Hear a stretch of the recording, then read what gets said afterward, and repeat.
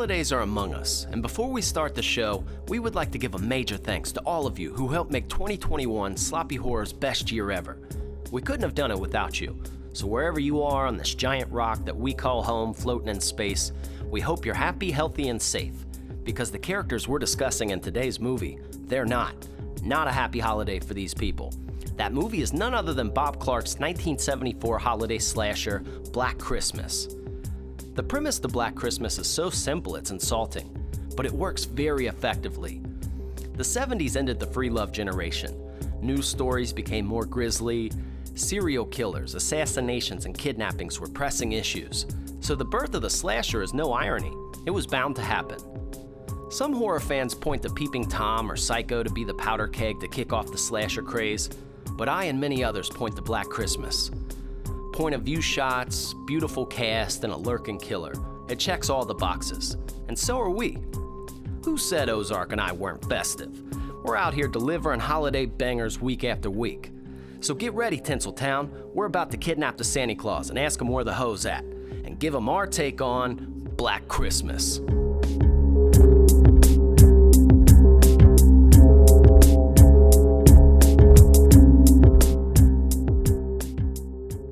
Recording. Boom! Tough acting to acting. Dude, listen to me. Dude, every time I'm in Kroger and I pass the aisle, I see it.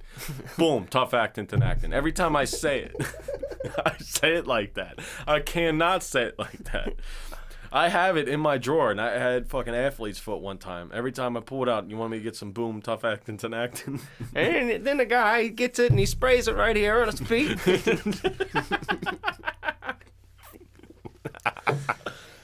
All right, start it, please. Boom! Welcome to the Sloppy Horror Podcast. I am your host and your scary movie companion, Christian Ramey, and back again for another week, clapping them cheeks, the best producer in the whole wide world, Mr. Ozark Mark. Mark, how goes it? It goes well. Good, man. I just got a new fucking haircut. Looking pretty fresh. Looking fresh. Yeah. Ready for the holidays. Nothing good like a nice haircut and a beard trim to start your day. It's so much better when somebody else trims your beard for you and lines it up, because no matter how hard I try, I cannot get the fucking sideburns even. I can't get the fucking, my goatee is a different length every time. I don't know how people do it by themselves. I don't get it. Honestly, I feel like if I didn't have a good barber, I couldn't do it at all, because I just retrace his lines until I fuck it up bad enough, and then I'm like, hey, I gotta come in for a haircut. And that's what happens. That's a good idea. Trace the lines. Yeah. Back in grade school when you used to, you know how it goes. But but you gotta, like, your after haircut phase, for 3 days, you're like, oh yeah, I still have a haircut. But at about day 4, that's when you gotta come back in, because that's when them stubbles start to fill in, and you don't know where your lines are anymore. Dude, I have no idea. I don't even know I had lines. Cause you know what my indication of when I need to get a haircut is when my neck hair connects to the back of my neck hair. Like, it will connect. Once that connects, you're like, all right, I gotta go. You're becoming a werewolf at that point. I'm looking a little bit too hairy, but I'm married, so I don't really have to impress anybody anymore. Yeah. But you still gotta look sexy, to make yourself desirable. But the haircut is down on the list. Nobody cares. Yeah, if I don't cut my hair, I look like Drop Dead Fred. Okay, I have issues, so it'll turn into like a. How often do you shave the bush? Are you a keeper-upper? Yeah, I keep up. I let this shit go to a jungle sometimes. Sometimes that does happen. Sometimes life just happens. Yeah. And you just say, fuck it. Because I don't care. Still going to use it.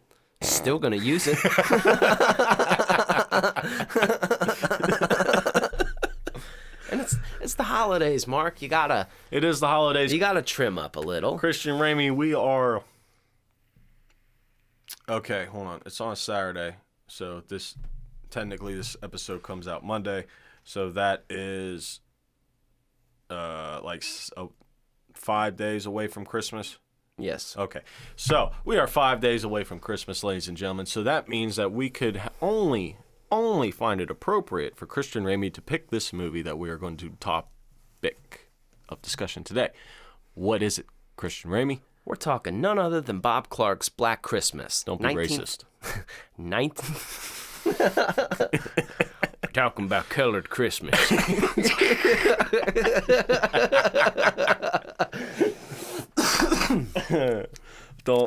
Black Christmas. It's honestly, in my heart of hearts, the true definition of what kicked off the slasher craze in America.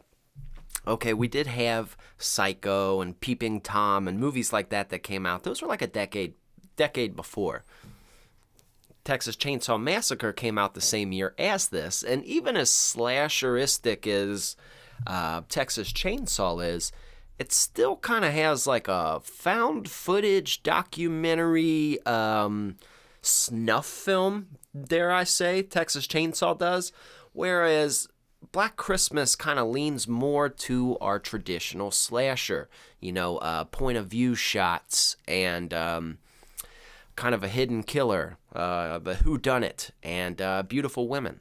That's usually like kind of the lineup. And not saying Texas Chainsaw didn't hit on some of those points, but I really think Texas Chainsaw is its own thing. So I accredit, and many people do, Black Christmas being the start of the craze, which led, really everybody else to fall in line. Because if you watch this, it's very much an American giallo. Like, it. And as we just did Suspiria a few weeks ago, you could tell Bob Clark definitely watched a couple giallos before making this. Yeah, it reminded me kind of like what you said. I was trying to put my finger on it when I was watching it because I've never seen this before. You always like to break my virginity here with the horror movies, and I appreciate that. So I've heard of Black Christmas. I think I heard about it mainly when the remake came out, which was like 2006 maybe. Mm-hmm. I think when the remake, which I've never watched that either. But I've heard about this, and watching this, I was like, this reminds me of like a Suspiria type feel, something I've seen before. So it very much does remind you of that. And people also, what do we always say? Put yourself in the year of when this movie came out. In that time frame in America, serial killers were very prevalent. Girls were getting kidnapped, coming up missing off college campuses. Like, things were very real at that time frame. And this was a real fear that people had. I mean, it's not that people don't now. It's just a little bit different of times. People don't hitchhike. People aren't as naive. Excuse me. But with people being that afraid of killers or getting snatched up off the streets, you could see how this would really drive home, to a college audience or to young girls at the drive-in. I mean, even guys as well, but this was a real fear. So if you haven't seen it, let us give you the synopsis as we always do. Not me, just you. Pretty straightforward with this. There's no we here, it's just you. Yes. So we got a college campus, and we have a sorority, a bunch of girls in there. They start getting weird phone calls, and then they start going up missing one by one. That's because we have a serial killer who lives in the attic, and he's been making prank calls to these people. More than prank calls. I mean, they're like scary, They don't really say much except a bunch of crazy shit and noises, but he's fucking with them. He's messing with them. And then he ends up killing pretty much all of them. But we do end up with the final girl. So pretty straightforward slasher. But what's really fun about this is you can see, how tense the country was at the time with that issue. You could tell because, honestly, for a slasher, I think this has some pretty decent acting in it. Like, as some people are recognized, some are not. But a lot of these people, or a lot of the girls, they look scared. Like, they really did look scared throughout a lot of it. And I did like that. I like that kind of feel. I thought honestly, I'm going to tell you this right now. You knew who I had a crush on in this movie? Jess. No. Barb. No. Phil. Phil. You had a crush on Phil? I did, dude. It was something about the curly hair and the glasses. I saw something in there. And it was like one of those ones, it's one of those things, it's like the people you just can't quit looking at. And you're like, I can't quit looking at her. Like, there's something about her. Mm-hmm. But I honestly think Phil was she wasn't the lead character, but god damn it, she could have won a supporting horror movie cast award for this, because she really did carry a lot of it throughout. She gave a good base space line throughout this movie, an actual character. And I thought there was some character built in this, because you do have to say, hey, this is 1974. It's not going to be the same. Like the dialogue, things like that. People talk different. So you have to put yourself in those shoes. And if you do, in my opinion, I think they do a killer job. Has some great character building. I had a crush on Phil. I really did. She's old now, but I might have to for the one time. You know, hey lady. Think she still has an afro? No. I looked her up. No, you did. I looked her up. Did? Yep, she's alive. She's alive and well, waiting to be a guest on the Sloppy Horror Podcast. Ooh. Yeah. Yeah. You know what's really cool, though, Mark, is there's some of the, you know, obviously we always accredit, or we always give props to Rob Zombie and his casting. But Margot Kidder that's in this, she's the one that played the drunk Barb, right? Mm-hmm. You remember the Halloween 2 movie that Rob Zombie did? Mm-hmm. The psychiatrist, that's her. No shit. Yeah, and No she was also Lois Lane in like all the old Superman movies with Christopher Reeve. So she's a great actress. And that the main girl who played Jess, she was in It, like the miniseries. Wow. Yeah, played Bill's wife. Look at that shit. Boom. It's funny. Watch this for the first time. I thought Barb was gonna be the main character in The Final Girl. Just because they start off with her, she seems like the one that's on camera most, at the beginning at least. You want her to die, dude. She is such a drunk sloot. Like not in a cool way. She's so annoying. Yeah. You're like, you're gonna die. Yeah, then I started noticing it after they started developing the story with Jess and Peter that she's gonna be the one. But I thought initially, like the first 10 minutes, it was gonna be Barb, and I was like, man, this is gonna suck. But I'm glad they killed her off. I don't know how to say that guy's name. Keir Dula, or it's the guy who plays Peter. But he was in Space Odyssey 2001. He was in a bunch of old shit. I'll never forget, like, that guy's a great actor. But I don't know if you've ever seen Space Odyssey 2001, but, like, the computer ends up, like, talking to him, like, you know. But I just remember throughout that whole thing, like, the end of that movie, that computer said, Dave. Like, talking to him the whole time, and that dude's face of just, like... And I'm like, where do I know this guy's fucking face? And I was watching, I was like, that's where, Space Odyssey. That's Dave. You know? So they got pretty... One thing I do like the way Black Christmas did is the POV shots of the killer guy. Yeah. And but it's not just the typical him just looking in the window like we're used to seeing. Like, they do a full-blown, he's climbing up the side of the house. They're watching. It's cool because you've always wondered, you know, in the killers, like, how they get to this point. Like, you see them outside, next thing you know, they're in the fucking living room or something. It's cool seeing how that process, how he gets there half the time. Like, you see him go in the attic. You see him waiting there with the hook. Yeah. For example, to kill. We'll get into that as far as the kills later, but it's cool seeing his POV shots from time to time to see what he's doing. It's more than any movie I've seen, I think. So it's cool seeing it from his perspective for, you know, it's a good change of things. Yeah, it's not like a slow cam. This dude's going nuts. No, he's going crazy. Yeah. And then, like, sometimes you see him freaking out. Yeah. He ends up freaking out. And what's pretty wild, obviously, I think we all know, you know, like the old myth in the movies of, like, you got to keep the person on the line for this many minutes so we can track the phone call. Apparently that's full of shit. Like, you could do it instantaneously. Well, maybe now. No, but, like, back then they said. Back then you said you could? Yeah. Okay, apparently that's always been, like, a myth. Because I'm wondering that, because this man had to go through, I don't know how many lines. This shit is like like the size, okay, let's compare it to like the size of an Amazon warehouse. Okay, now, of all these phone lines, I was like, how in the fuck do you try, what is going on? Operator, there's still an operator somewhere? Like, good, because if it was that difficult to trace a call back then, like, why would you even try it? Like, yeah, apparently that's all farce. Apparently it's all horse shit. It's just for the movies, and it makes for good movie. Like, but it's in like every movie, every movie, like where there's a ransom. It's like, keep them on the line, and like, you know why? So we can trace them. Like, it's like instinctual. You know that, right. But for no reason. I guess it builds suspense. Well, it builds suspense, I guess, because, I mean, that's like the whole point. That's what leads up to it, is they finally trace the call and discover that he's calling from inside the house. I feel fucking lied to. So, you know, you trace the call instantly, the movie's over 40 minutes earlier. That was like a big deal. So I see why they do that and try to build suspense off it, you know what I mean? But that tracing the call was intense. I'm like, this guy's job sucks. And you know what pissed me off about it? Yeah. Is they made his character named Graham. You're like, God damn it. Like, just Graham Bell answering the phone here. Shut the fuck up. Like, this guy's name's Graham, the guy that works at the telephone. All right. like, okay.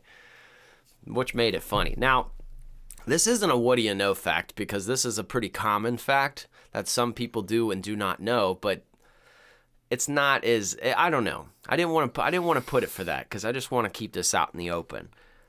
Bob Clark, the guy who made this movie, is the same guy who made A Christmas Story. He made it like a decade later. So 2 different types of fucking movies here. No way. Yeah. Wow. So this guy loves Christmas. Christmas Story is big. I know. From where we get. So, I mean, it will run 24 hours on a channel on TBS, you know, every Christmas. And what a classic. But if you go back and look at the lighting and some of the shots, it definitely has some similarities. Like, the movie's nowhere near similar, but like the lighting, the way that the camera rolls, you could definitely see it's a Bob Clark movie. It definitely. You know what? Now that I'm visioning them side by side in my head, you're very much right. And here's another thing too. About. He capitalized just on the term. Christmas. And he was just like, fuck yeah. I don't know if he went for I don't want to break people's hearts and say he did the same thing with The Christmas Story. He's just like, hey, we can hit a banger if we name it Christmas. You know what I mean? Like, we can make a fuckload of money.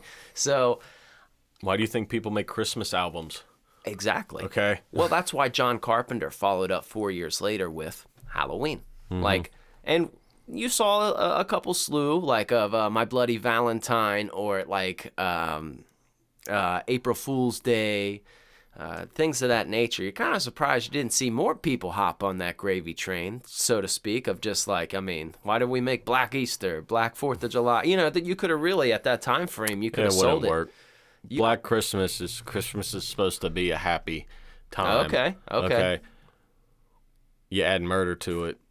It's like, you know, peanut butter. It's not like peanut butter and jelly. I don't know. Peanut butter and salsa. Yeah. Ew. Ew. Not good. No, but it's two opposite things, and it's a shock value. Just the fact that you're having murder on Christmas time, like that's the opposite of what anybody thinks of when they think Christmas time. Yeah, and I think that's pretty incredible for just somebody to make that switch. So I didn't want to make that a what do you know fact, because I was like, man, I can keep coming back to that. And Bob Clark, thumbs up, dog. You really helped set off the slasher craze here. And what a time to be alive back then, to be able to go to like a drive-in theater and see these kind of movies. So like drive-ins, and you know, take your chick or go, I mean, honestly, leave her at home and then go watch these movies.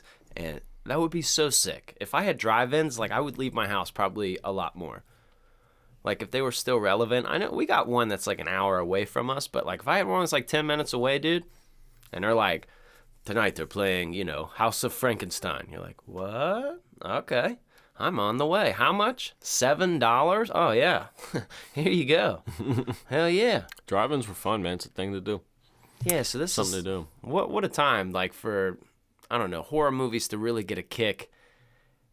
And, I mean, if it wasn't for Black Christmas, we probably wouldn't have some of the ones that followed, like, a decade later, even into, like, the Elm Street and all these movies. So this really was successful and helped. And a lot of people still talk about this movie for being so old and such a random little slasher movie. It is a random slasher movie. I get it. I definitely see why people have fears of their attic. Mm-hmm. Probably so because of this movie. Like, if you have an attic that somebody can stand up in, after you watch this movie, you're probably not going to like your attic for a couple weeks. Nope. Yeah, I thought it was funny, too, just like the trope in all the movies where the girl will go up in the attic and check it out. It's like, that's never happening. No. Like, that will never happen. My girl will never go up in the attic and check some shit out. She would most definitely make me do it. Oh, yeah. No way she's going up there. No. Like, no way. Who's the den mother's name? I think her name was Barbara, too, but I forget her last name. Anyway, she was cracking me up with her hiding all of her bottles all over the house. She had booze everywhere. She had booze in a book, and then she has it in a toilet with a string attached to it, like washing her mouth out with it, like, bitch. And books, yeah, cut out books, all types of shit. Yeah, but she, how she got her demise, man, was, her kill was pretty cool. You know, she hears the cat, finally, and apparently the cat's up in the attic, somehow, some way. Got up in the attic. So she goes over there, and the killer guy's like sitting there holding this fucking some kind of hook that does not belong in an attic whatsoever. Right, like this looks like it could like tow a piano. Yeah, like, it does though. It's a huge ass hook, and he just launches it and fucking gets her right in there and just pulls her up. Oh, it's a really cool kill. It's a great kill. Yeah, yeah, man. That was a lot of fun because she goes up there. What happens is a girl goes missing at first. So this killer guy gets a girl first, and he keeps her up in the fucking attic. And the police obviously have been called, but these people don't know she's in the attic, and this dude's up in the attic. So why this girl's been missing, and then, you know, everybody's freaking out and on edge. And then after that is when that dead mother goes upstairs and sees her up in the attic. And she sees the dead girl. And then when she turns, she sees old boy with that hook. And it's like, I don't know about you. I would have fireman my way out of that. I would have just let go instantly. Yeah, oh yeah. I'm out of here. I'm out of here. As soon as I saw something that looked like a dead body, I'd be like, gone. See you. No. Yeah, she took an awfully long time. Yeah, but it's a horror movie, so that's what you got to expect. The first kill on Claire, who's the first girl that gets it. Oh, yeah. That's quite a kill. She gets strangled in a plastic bag. And he even keeps the plastic bag on her. Yeah. Like to make it even more eerie. And puts her up in the attic in a rocking chair and just rocks her. I guess he makes her his new mom or something. I don't know. The thing that sucks about this movie, and the 1974 one at least, is you really don't get too much backstory on the killer and why he's doing the things that he does. But that's okay. It's 1974. It's a slasher. You really don't need that much. But it does spark your interest, and he kind of leaves you wondering, like, why is this dude doing this? Why is he fucked up? What happened to him? I know. I think the remake touches on that a little bit more. I don't know. I haven't seen it, but I would assume it would. So this might be a case. Here's the thing, Mark. Like, back then it was very, like, you know, like Michael Myers, who is he? Like, they wanted ambiguity. Like, they wanted to leave it on a question mark. But as kids who grew up, you know, late 80s, early 90s, and we're used to our killers with a lot of backstory. And, like, we know what happened to Jason. We know what happened to Michael and Freddy. And, like, we know their shit. So it feels so abnormal to have one without even a little bit of story. Because even, like, The Burning, you remember with Cropsey. Wasn't a crazy long story, but you got it. They burned him, and now he's pissed. Like, yeah, it was just enough for you to know. Yeah. You need some sort of, but there's, like, nothing. He just shows up at the house. He climbs up in the attic, and he murders you. He does, And dude. he makes weird phone calls, and I guess they try to do it through the phone calls, because his phone calls are very weird. But he talks about Billy and Angel and Mommy or whatever it is. So obviously he was abused at some point, or this guy's a fucking psycho, but, you know, I don't know. He's a weirdo. Very fucking weirdo. He's a fucking strange guy. Weirdo, huh?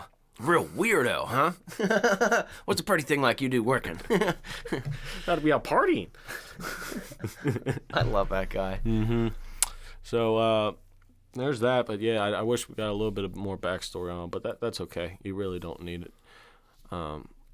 Yep, I wish and instead of, like, I would have traded, or I would have kept not having a backstory if we could have just saw him. Like, it didn't have to be his full face. I wanted to see his outfit. I wanted to, like, you know what I mean? Like, you didn't really fully see him. Yeah, I think they were talking about, there was an argument in the script where originally somebody wanted to show the killer But I think the director Bob Clark says no, we're not. We're going to keep it mysterious. I think that's what it was. I don't know. It was a quick read for me, and I'm a very forgivable person. But like even in like the first of like say Nightmare on Elm Street, you see Freddy, but he's like very hidden in the shadows. Mm-hmm. Michael Myers, same kind of thing. But like it was still there. It was still something. So it would have been nice to have a little bit more. But there's a lot of slashers like this within the 80s that kind of end up doing this. There's like House on Sorority Row, Final Exam. Like there's so many of these like random one-off like kind of slasher movies that like would have been deserving of sequels or a little backstory. Even The Burning with Cropsey, that could have definitely had a part 2. Mm-hmm. Like that was successful enough that you could have brought that back. And people would have liked that. I would have watched it. That raft scene alone would have brought me back for another one. Yeah. Like, so I don't know, man. Black Christmas is definitely unique in that. And Billy is what they end up, is what they call him because he just says it so many times. Yeah, and it could be a thing where they didn't show him just because I'm sure it was very low budget. Yeah. I think it was low budget. So, I mean, sometimes you got to have 3 separate people maybe playing the character. Which it's okay. I get that. But they reveal a little bit. You see, like, his eye shot in the door is really cool. I do like that. That's a cool little shot there. But before it happens later, towards the end of the movie, it's just Jess there. And pretty much everybody else is dead at this point. But she doesn't know. So the cops finally found the trace of the call, and they tell her, it's like, call her and tell her to just walk out the front door. Okay, that's all you got to tell her. Don't tell her anything else. And, of course, they call her, and she goes, all right, I'm going to go get Barb and Phil. He's like, no, just go outside. Listen to me. And she's like, listen to me. And then she's like, no, I'm going to go. But then she's like, all right, we traced the call. He's in the house. You got to get the fuck out of the house. So she sees that, and then she starts screaming their 2 names, and they don't answer. So that should have been clue enough that your friends are fucking dead and you need to get out there. But this is a horror movie, so let's grab a fire poker and try to take care of it ourselves because that's gonna fucking save you. No, but then she goes. She going out for vengeance, dog. She's like, fuck this dude. Like, yeah, I was not expecting that at all. No.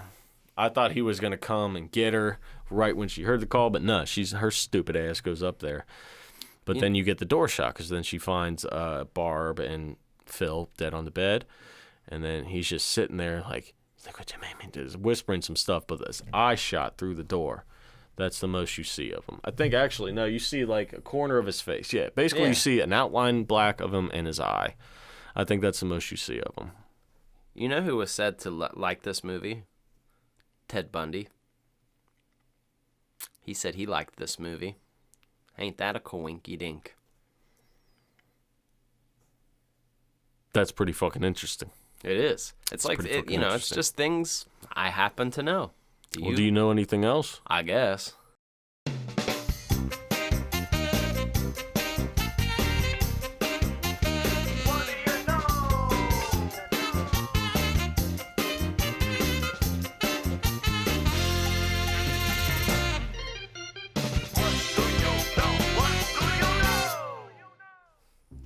Welcome to the What Do You Know here. This is the segment here where we're here to tell you something that you may or may not know about this movie. Now, if you don't know what we know, you're about to find out what we know, and then we're going to know together, and we're going to have a we know-gasm. But if you know what we know, you're about to find out what we know anyway, then we're going to know together, and then everybody fucking knows, and then we all get off at the same time here.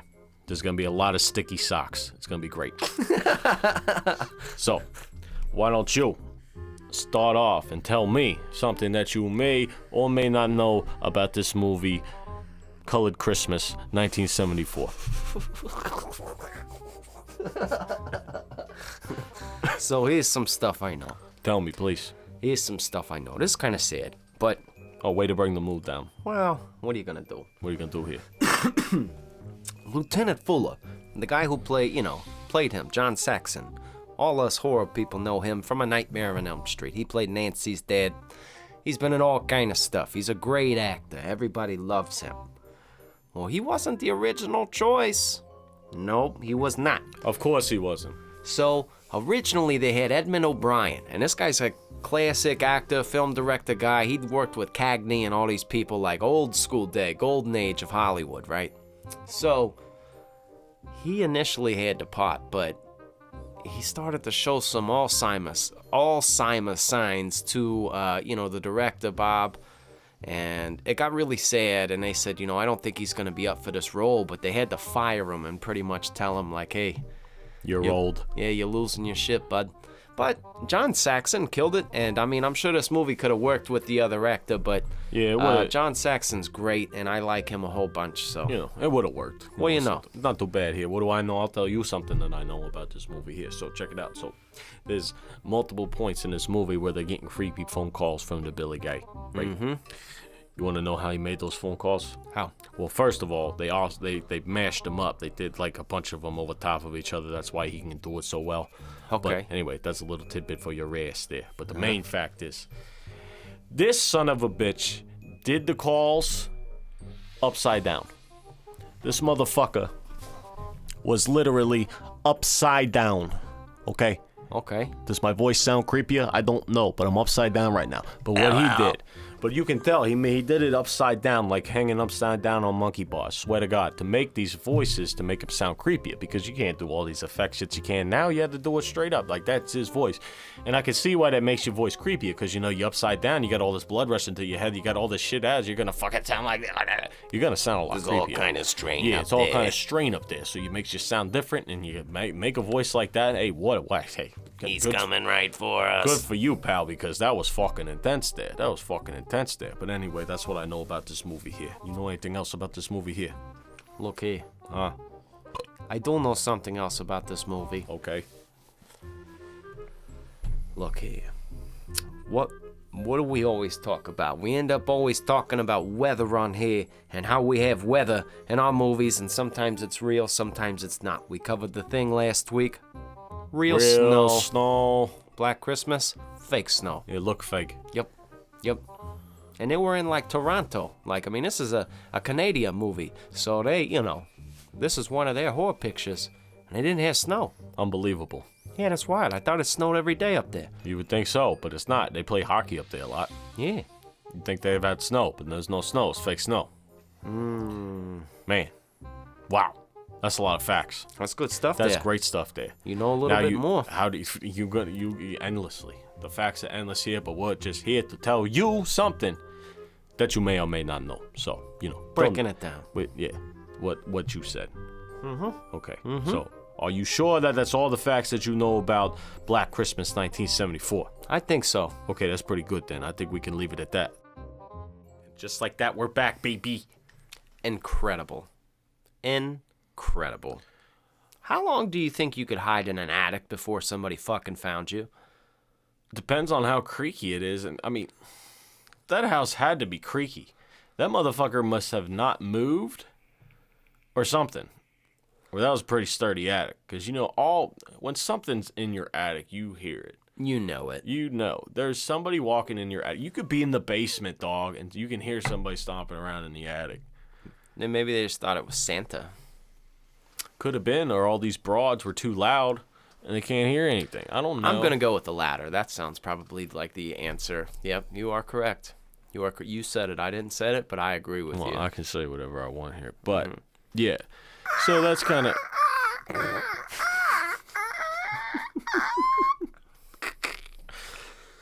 But it is weird. I don't know. He's stomping up there trying to get him to notice. Someone noticed me! That's why do you think that's why he had to make phone calls, because nobody heard him up there making a racket. He was up there losing his shit, knocking over bird cages, killing people, rocking a rocking chair in an attic. Like, that is going to make some noise, dog. But he had to fucking He just wanted some sleep. Shut up! I know. Everybody got that. But it's weird, though, because you hear about... There have been some stories where homeless people are been getting up in people's attic, and when they leave, they'll you see him they put in Nest cameras, and he comes down and eats food out of the fridge and shit, and goes back up. Been living up there for months. So I don't know, but those are real stories about it. But I'm talking 1974 in an old ass fucking sorority house. You're hearing somebody walk up there, dog, okay? Yeah, man. You're hearing somebody walk up there. Mm-hmm. And if you're not, you just maybe deserve it. I guess so. You just maybe deserve it. Tell me when that dude wasn't Santa Claus, it didn't crack you up.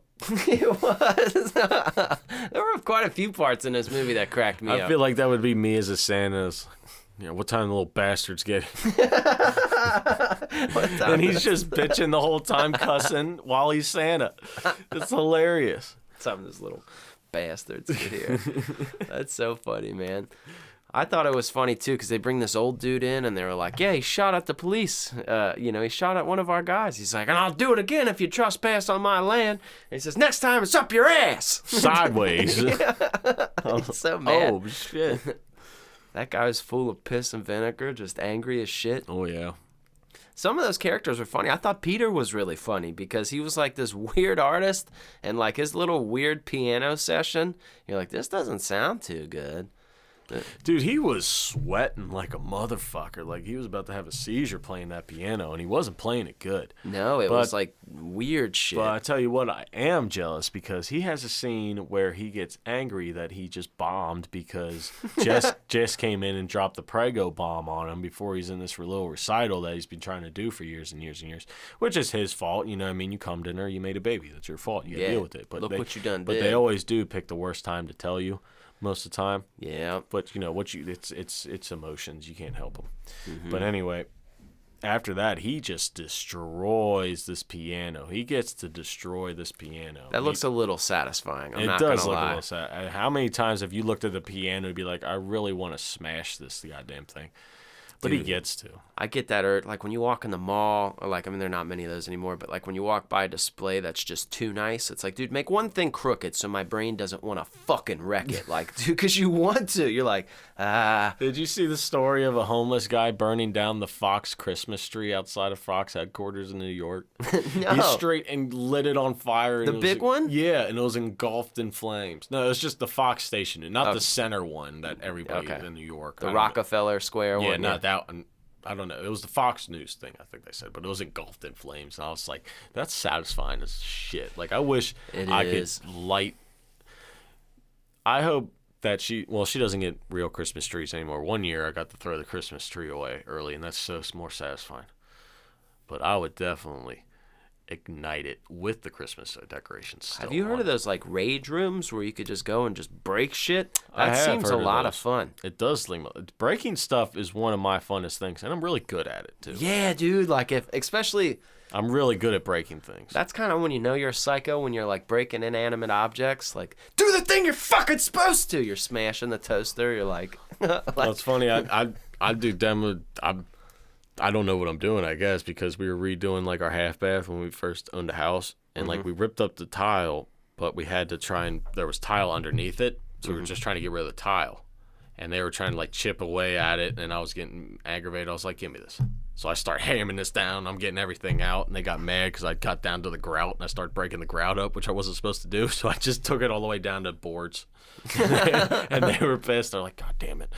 It's like, sorry, man, I'm just too good at demo. You know what I mean? it's just fun, man. It is a lot of fun. Mm-hmm. So I kind of understand dudes rage up in the attic a little bit. Absolutely.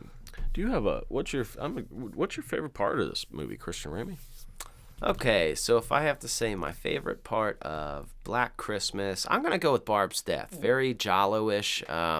They used that like crystal unicorn thing. Yeah. I don't know why crystal was so popular in the 70s, especially into murder, but very Argento-esque. And he picked it up and he just like stabbed the shit out of her while she was sleeping. Like, stabbed the shit out of her.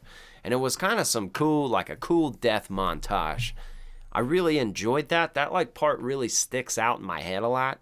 I do like the hook swing, but I'm probably gonna have to go with the crystal unicorn stab right through Barb. What about you? You got something that's standing out to you? Yeah, I do. It's weirdly enough, it's the ending scene. I like it. It's very eerie. And it's very creepy. It's the like ending, the pan out? It's the pan out of the house when you finally see that, you know, she kills Peter because she thinks Peter's Billy or whatever, but you get the pan out of him still up in the attic. It starts out with her, Claire, still bag on her head, just sitting there in the window, and she's very visible from the street.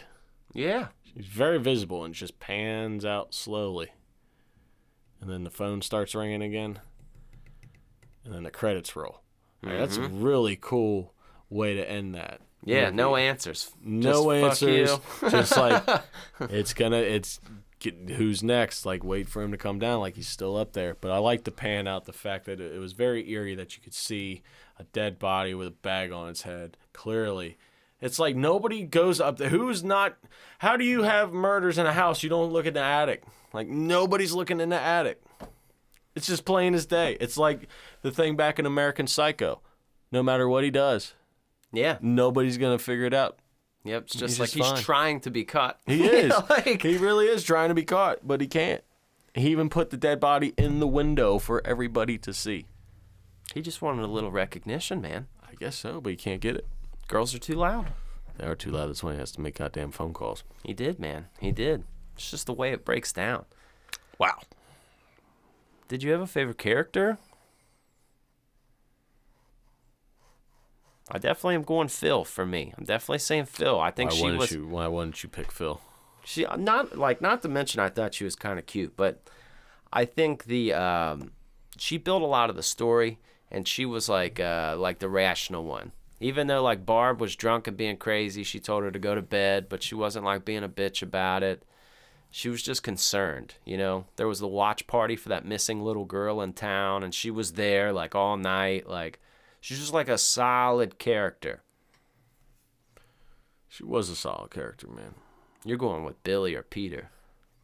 I think Mark likes Peter. I could see Peter busting up the piano. Oh, Peter's definitely funny. I just didn't like the fucking way Peter looked. You know how some people, you just look at them. Yeah, you just don't like the way they fucking look. Like, I automatically don't like you. Oh, it's not Peter. I liked Nash. I honestly liked Nash. He cracked me up. the shitty cop. Yeah, because he's just horrible at what he does. He keeps fucking up, especially the fellatio moment when he comes in. And he didn't know what it meant. He didn't know what it meant. He's like, yeah, fellatio, that's a new number. And they're both just cracking up at him. He's like, something dirty, isn't it? They just lost it. And it's funny because he was the one that has to make the call, like I said before, to Jess to tell her to get out of the house. And he's like, Nash, if you fuck this up, I'll kill you. And what does he do? He fucks it up. Yeah, he's in the house. Way to go, you idiot. You've ruined it for everybody. That was great, man. John Saxon, he died. He passed away too, but he was a great fucking actor, man. He was very good. Probably one of the best ones in it. He's probably going to give you some good points on casting. He's like up there, like you remember how we were talking, your grandma's got like a poster room with Gregory Peck up there? It's right next to her John Saxon poster. Like grandmas love him.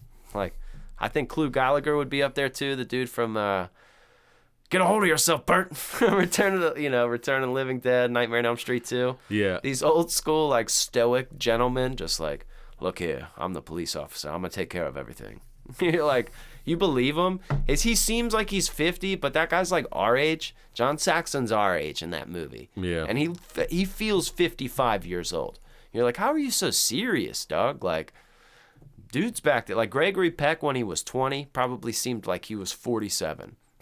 Like, you know what I mean? Like, you trust that dude to like like no matter what, we're gonna go over here and we're gonna be safe. You're gonna be like, all right, okay, yeah, he's got a plan. And you're like, dude, we're older than this guy. Fuck him. Yeah. And you're like, I don't know if we are. What did I say? Everybody over here. Okay, man. I trust him. He makes me feel safe. Them old dudes, they just had them old stoic qualities. I don't know, man. Back when men were men, I suppose. I liked him a lot in Nightmare on Elm Street 3, even though he was great in the first one. But in the third one, he was like a drunk because Freddy killed his wife. And, like, you know, he came back for the last hurrah to help his daughter. Mm-hmm. And he had that cool, like, graveyard scene where he was burying Freddy's bones. That was fun. Like, for a serious, old-school, stoic actor to, like, take that and be like, yeah, I'll do that. Yeah, I need the check. I'll do it. But, like, treat it with some seriousness. I don't know. That's kind of cool. That's what I enjoyed. That is really cool. That's what I like. That's what I like. You know what else I like, Christian Ramey? I like it when you tell me if this is a good horror movie or not with your little rating system. Sloppy horror rating, baby, yeah! Oh my goodness. Oh my goodness. Ladies and gentlemen, welcome to the one and only certified Sloppy Horror Podcast rating.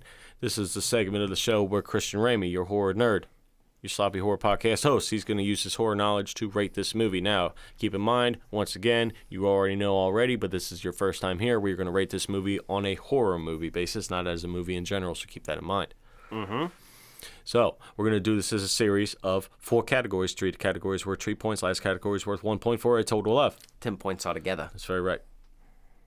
So, what we're going to do here is we're going to go on to the first category. Which is? Sorry. It got away from me there. I'm going to start over. First, we're going to go to the first category here on the Sloppy Horror Podcast rating, and that is casting. All right, so I've done some pondering on this. This isn't a 3. This is not a 3. But I'm going to feel very comfortable giving this movie a 2.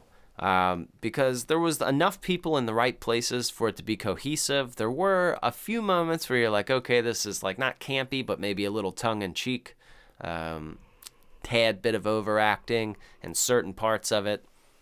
So I thought a lot of people, like we just said, John Saxon, a few of the girls, they all played well together. Enough for me to give this a solid 2 and not feel bad about it. Definitely a 2. It's not amateur acting. I wouldn't say it's amateur by any means. If I gave it a 1, that feels too low. Too low. I thought the girls were really friends. The girls did seem like friends, more so than Suspiria. You know what I mean? Like, more so than that. Yeah. So I'm going 2 on that. And then, like, even her, what was her boyfriend? The guy's name was Chris, I think. The hockey dude? Yeah. Yeah. I thought that guy was a great actor. I thought he did well. Everybody just came in and shit on Nash at this station. Like, hey, why do you let this piece of shit? You know, they were just talking shit to him. That guy was eating it the whole movie. But yeah, I think it's good acting for 1974 for sure. Yeah, man. Even though it's a lot of most of them are no names, but you got a couple in there. You got a handful in there, but 2 is a solid score. Okay, so that's 2. So we got 2 points so far. Let's go on to the second category here in the Sloppy Horror Podcast rating, and that is kills. So kills, I've also done some pondering on this, and I feel comfortable at a 1.5 because there is a few different varieties, but not necessarily a whole lot. I feel like it's just enough where you're not feeling insulted throughout the horror movie, but it probably could have used a little more. So there's 4 total, right? There is Claire, there's the den mother, there is Barb and Phil, but we don't see those. Yeah. Well, we see Barb, but we don't see Phil. And then Peter gets killed by Jess, right? Yeah. Okay. But I think with that nice little meat hook swing there, the keeping the body around with Claire, I thought that was kind of a frightening scene. Like, you hear something in your closet, and, you know, I could see that still freaking some girls out. You know, so it was kind of a powerful kill. I feel comfortable right at 1.5. Nothing crazy, but still something. Still something where you'll remember. Sure. Okay. All right. So it's 3.5 out of 10 so far here. Let's go on to the third and final 3-point category here in the Sloppy Horror Podcast rating, and that is fear. Mark's losing it over there.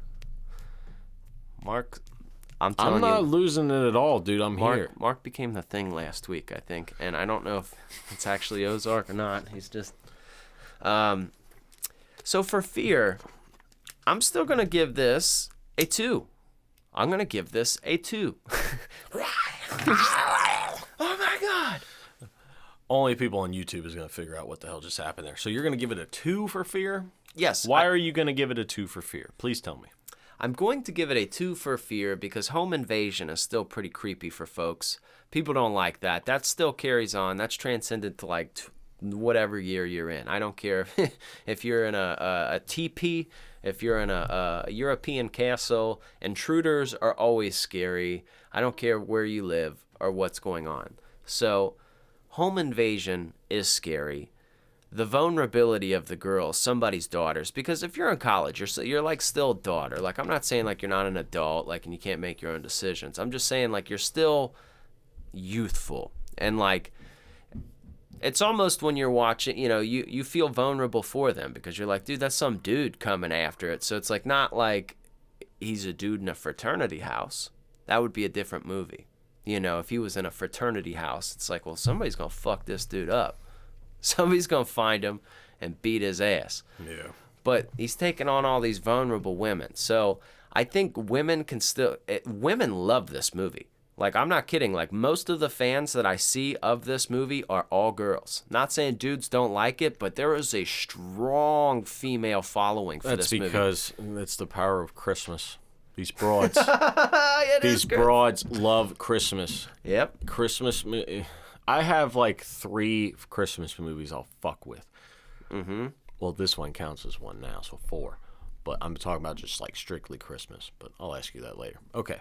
But yeah, I think 2's very good. I mean, it's kind of an unrealistic kind of a home invasion thing, but it's still a home invasion. Right. And I think the suspense was good. Yeah, the suspense was good, especially not knowing that he's up there, but you never really see him, really. Mm-hmm. So that creates fear there, too. So that's good. So that is 5.5 out of 10 so far here on the Sloppy Horror Podcast rating. Let's go on to the final 1-point category, which is do we fucks with this movie for half a point each. So I'm going to ask Christian Ramey. Christian Ramey, do you fuck with this movie, Black Christmas, 1974? Black Christmas is not my favorite slasher of all time. I don't think I'd put it in my top 5 favorite slashers, to be honest with you. But I do definitely fuck with it. I do enjoy this movie, and I appreciate everything it's done for the genre. So I do.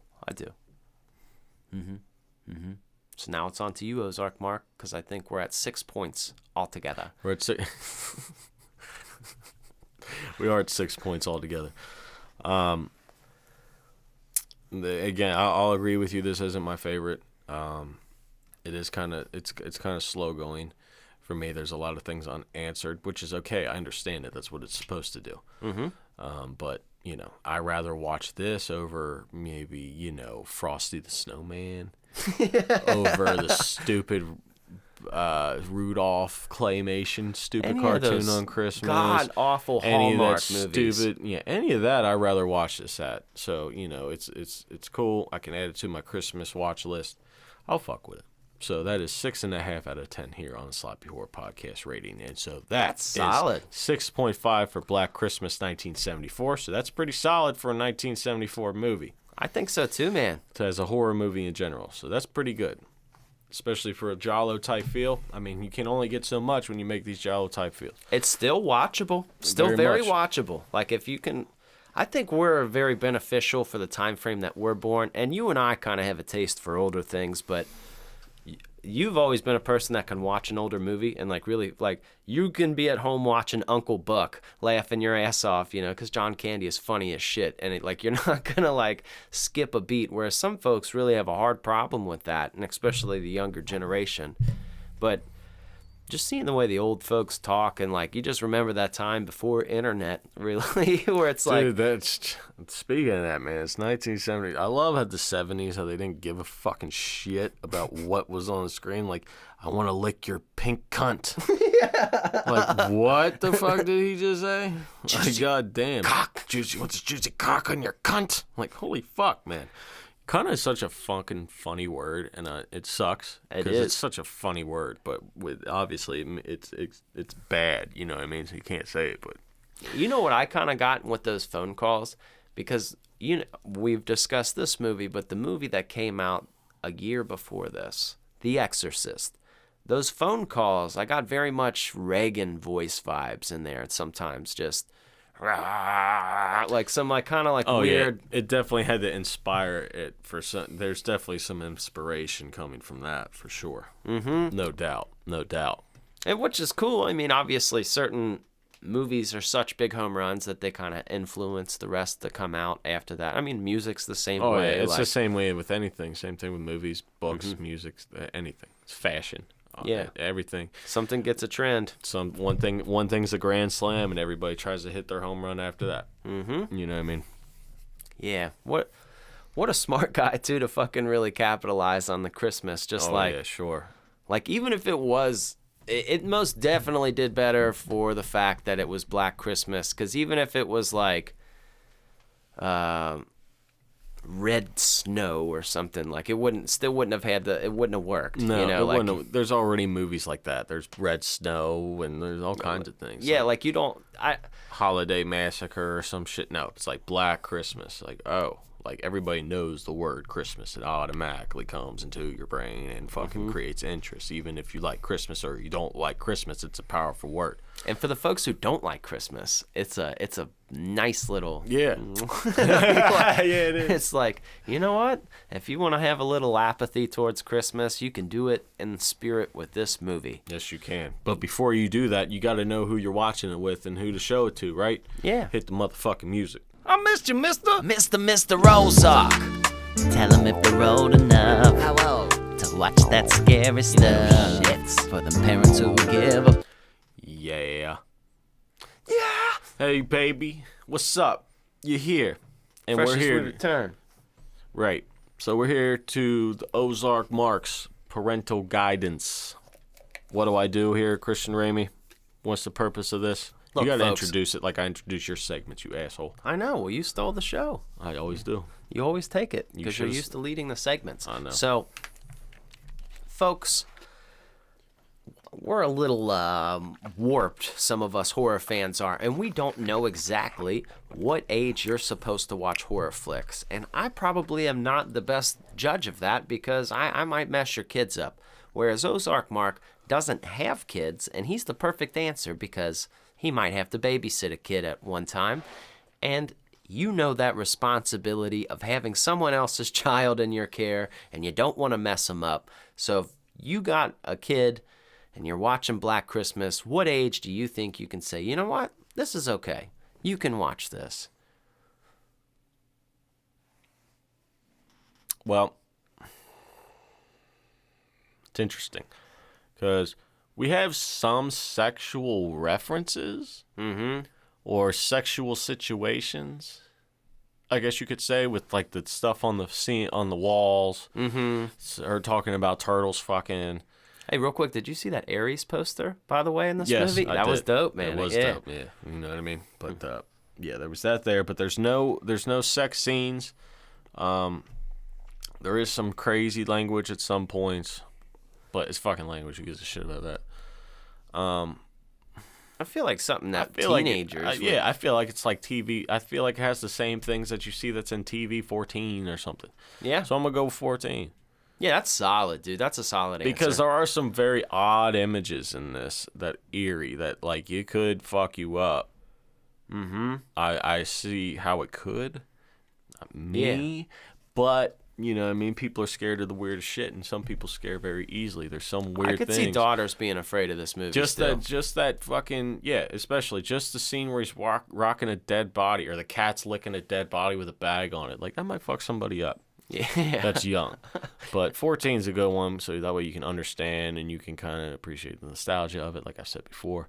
So I think that's a pretty solid one to go with. 14. So you heard it here, folks. If you have kids and you want to watch Black Christmas, if they're 14, they should be okay.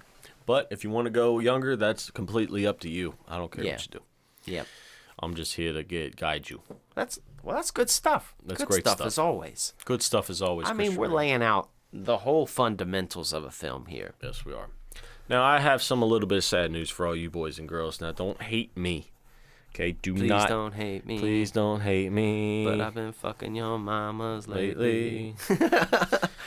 So, this is going to be the last episode, not of the season, of course, but there's going to be a 2-week break here, I believe, until you get a new episode of the Sloppy Horror Podcast. Reason is I'm going on vacation.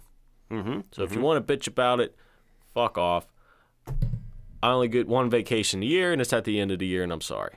No, look, folks. But I'm going to go on the- vacation. But until then, I am sure that your favorite podcast host, Christian Ramey, is going to do something. He's on TikTok going live all the time. I'm sure he's going to do a YouTube live. He might do more watch parties for you all.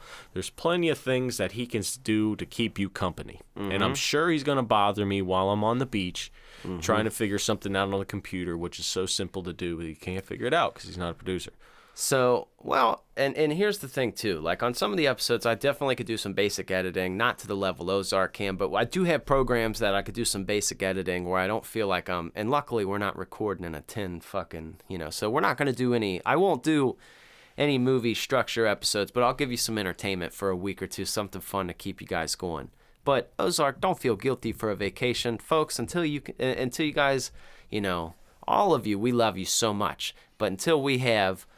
until the show grows to a point where our vacations are getting paid for through scary movies, they won't always affect our schedule. But, we do need a little break from time to time. But I will be here to deliver, and once Ozark's back, he's going to crush it. He's going to crush it. Oh, yeah. Yes, I plan on, I am taking on the T-shirt process here. I am going to be taking that on. Yeah. I'm going to be designing at least 10 to 15 shirts minimum until I stop. I'm going to get that. I'm going to have some beanies. I'm going to have some socks. Yeah. I don't know. Underwear. Underwear. All kinds of There's bandanas. Bandanas. Okay, there's going to be sloppy bandanas, and there's also going to be a little bit for the ladies. I'm introducing a whole line of the sloppy horror section. That's right. And how do I know I'm going to make stuff good? Because I have a wife that will tell me what the broads like and what to make. Yep. She's got great ideas, so there's going to be stuff for the broads, too. Now, it's not going to come out right away. This shit takes time, okay? This shit ain't easy. I'm not a fucking idiot. But I'm working on that, so keep an eye out for that, too. Once I get back from vacation, once I clear my head, masturbate a bunch in the sand, I'll be okay. Yep. That's what's going to happen, all right? That's what's going to happen. But, folks, I need you guys to do us all a favor. If you love the show, if you support the show, be sure to follow us on all platforms, our social platforms, Sloppy Horror Podcast, so you could be up on any kind of news. That way, if I do decide to have some watch parties, or, maybe once we do get merch going, I'm sure from time to time we might have a raffle, a giveaway, whatever, and you guys won't be able to hear that if you don't follow us on our socials. So, you know what you need to do while I'm gone? What? You need to get me 1,000 followers on TikTok. Okay. So that you can live stream with me while I'm drunk on the beach. Yeah, that'd be fun. That would be pretty fucking fun. Mm-hmm. That would be pretty fun. I think I'm at like 190. Yep. So, folks, make sure you do that. All you guys out there, follow us on all our platforms. It helps out big time. And we appreciate you guys so much. We hope you have a Merry Christmas, Happy Holidays. Whatever you do, I hope it's fun. Play Black Christmas at your family get-together. Do it. They'll love it. Yeah. You know how they got like jingle bells and, whatever. Fuck that. Turn on Black Christmas. It's free. The best thing about Black Christmas right now is it's on almost everything right now. That's free. It's on Peacock, Tubi, the other one. Shudder. Shudder. Well, that's not free, but yeah. No, but yeah, it's on Shudder. There's another one that's free that I don't even know what the hell it is, but it's on there. So you can find it no matter everywhere. what you want. Just play Black Christmas at your family get together while everybody's opening presents. You just got a girl dead in the attic. That'd be fucking great. I feel like we've given you guys some bangers for the month, though. Like, we've given you... Check this out. We got The Thing, Gremlins, Black Christmas. These are great fucking horror movies for this time of year. Oh, absolutely. And wait till you see the theme that we're coming back with and we're sticking to. So once you guys... you should be excited. We got big stuff coming. So keep your ear to the track. And don't worry, folks. I'll have something on Mondays for you guys to entertain and crush through a little bit throughout your day. Trust me, he just sits down here and talks to himself, so he's just going to turn the mic on and see what happens. Would you fuck me? I'd fuck me hard. Goodbye, horses. All right. That's enough of that. Everybody, Merry fucking Christmas. And if you're listening to this episode past Christmas, Happy New Year. Happy New Year. And if you're listening past that, fucking happy St. Patrick's Day. I ain't celebrating Valentine's Day. Fuck that.